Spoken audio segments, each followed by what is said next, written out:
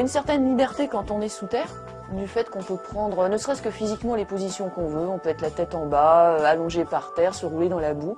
Une certaine liberté d'enfant, si on veut, dans le déplacement. On n'est plus contraint par l'horizontalité, on est sur corde. On appréhende aussi la 3D, puisqu'on monte et on descend le long des parois.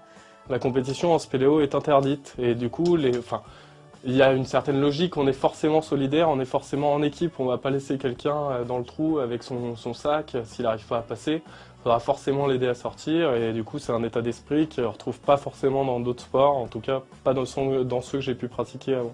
C'est sans doute l'activité où on fait le plus attention à sa sécurité, où ça devient un réflexe au bout d'un certain temps de pratique, que de penser à la sécurité pour soi-même mais aussi pour les autres.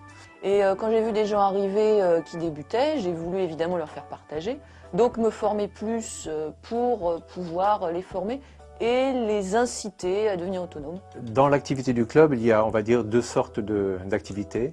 L'activité pour les spéléologues déjà initiés, donc on va dire un peu chevronnés, où tout au long de l'année, nous proposons différentes sorties, environ une sortie par mois ou tous les 2 mois, en fonction des disponibilités de chacun.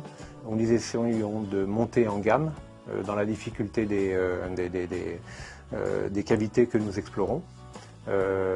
Et puis l'autre activité, c'est l'activité d'initiation de personnes qui souhaitent découvrir ce sport ou cette activité.